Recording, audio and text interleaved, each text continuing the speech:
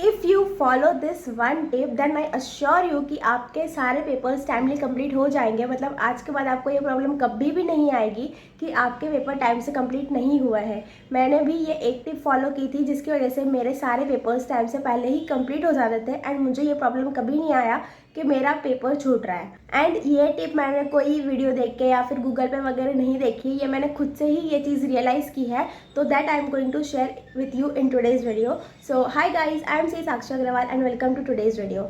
सो normally students का ये रहता है कि हमारा 80 to 85 मार्क्स का पेपर कंप्लीट होता है एंड 15 मार्क्स का पेपर तो छूट ही जाता है। एंड बच्चों को लगता भी है कि हाँ ये ठीक ही है बिकॉज वैसे भी सीए का पेपर है, इतना डिफिकल्ट है तो 100% पेपर थोड़ी अटैम्प्ट होता है, कुछ चीज़ें तो हमें नहीं भी आती है।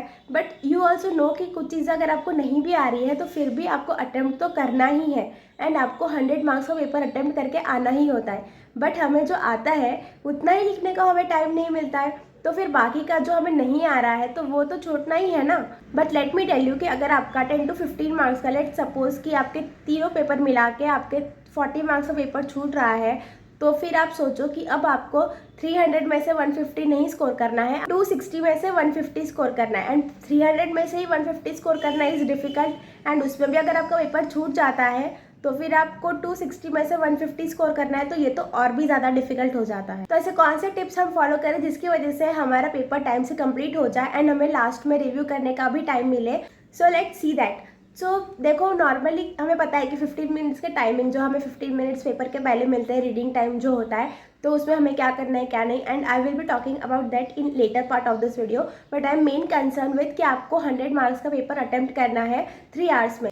हमें पता है कि 3 आवर्स के टाइम में हमें 100 मार्क्स का पेपर लिखना है, तो हम मेंटली ये सोच के चलते हैं कि 1.5 आवर्स में हमें 50 मार्क्स का पेपर अटेम्प्ट करना है।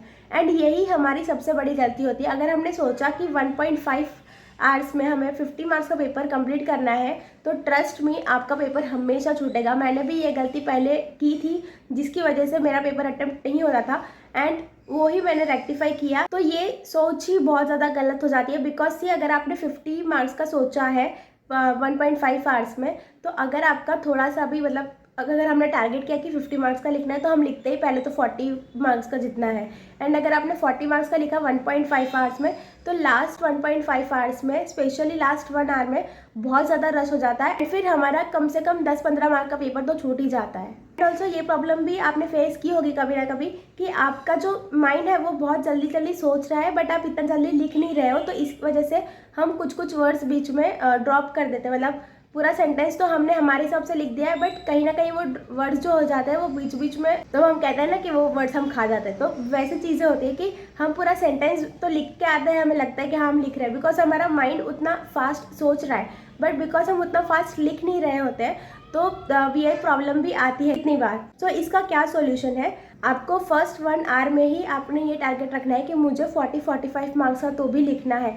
अगर आप 40-45 मार्क्स का फर्स्ट 1 आवर में टारगेट लेके चलोगे तो नेक्स्ट 1 आवर में भी सेम 40 मार्क्स का टारगेट लेके चलोगे, तो 40 मार्क्स का फर्स्ट 1 आवर में, सेकेंड आवर में 40 मार्क्स का एंड थर्ड आवर में फिर आपको 20 मार्क्स का ही टारगेट रहेगा।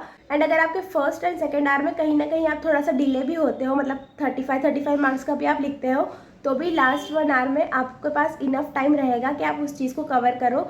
फिर लास्ट आवर में आपको 30 मार्क्स का ही लिखना पड़ेगा, तो भी वो चीज़ इजीली मैनेज हो जाएगी। अभी देखा होगा कि बहुत सी बार हम सिर्फ लास्ट 1 आवर में रश करते हैं, फर्स्ट 1 आवर में हम बहुत अच्छे से मतलब लेट के लिखते हैं, आराम से इतना लिखते हैं हम फर्स्ट 1 आवर में एंड वो क्वेश्चन को इतना ज़्यादा स्ट्रेच कर देते हैं जितनी ज़रूरत भी नहीं होती। इसका पूरा इंट्रोडक्शन से लेके कंक्लूजन तक बहुत अच्छे से आंसर लिखते हैं एंड फिर लास्ट 1 आवर के जो क्वेश्चंस होते हैं उन्हें हम बहुत कम शॉर्ट में पैराग्राफ्स में कंप्लीट कर देते हैं। तो ये चीज़ अवॉइड करने के लिए फर्स्ट 1 आवर में टारगेट करना है कि 40-45 मार्क्स को कंप्लीट करना है, तो उससे आप फर्स्ट 1 आवर में ही थोड़ा सा जल्दी स्पीड में आप कंप्लीट करते हुए चलोगे। चीज़ है you need to make sure कि आप पहले क्या कंप्लीट करने वाले हो एंड पहले आपको एमसीक्यूज करना है कि डिस्क्रिप्टिव।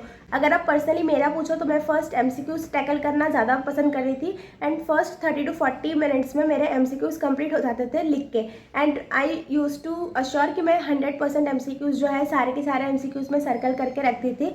अगर कुछ एमसीक्यूज ऐसे रहे भी कि जो मुझे लास्ट में जाके शायद फिर एक बार रिवाइज करना पड़े, जिन एमसीक्यूज में मैं इतना ज़्यादा श्योर नहीं हूँ, तो वो मैं सर्कल करके रखती थी।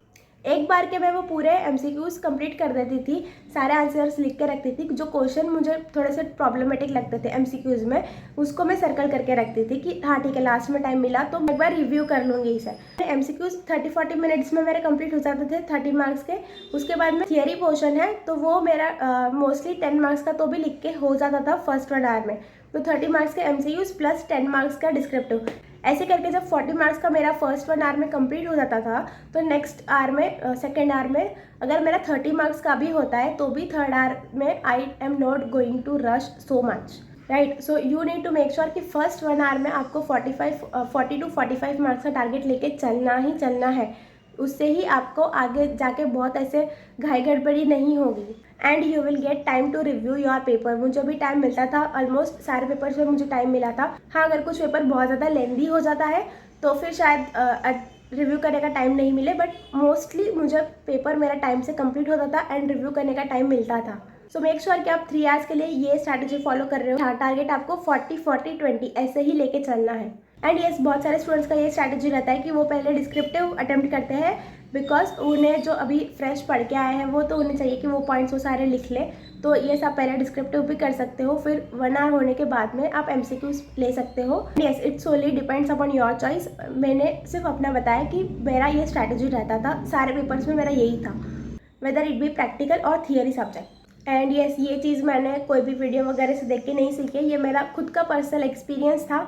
तो ये जब मैंने स्ट्रैटेजी चेंज की कि फर्स्ट 1.5 आवर्स में 50 मार्क्स का टारगेट करने का छोड़ के जब मैंने फर्स्ट 1 आवर में ही 40-45 मार्क्स का टारगेट किया तो मेरे पेपर्स कंप्लीट हो रहे थे। तो I thought of sharing this with you all, because ये स्ट्रैटेजी सच में बहुत ज़्यादा अच्छे से काम करती है। So yes, I hope this video was helpful to you. And if you are someone appearing for CA Funnel November 2024 examination and you want someone to be your mentor, guide and friend, then I am here to help you.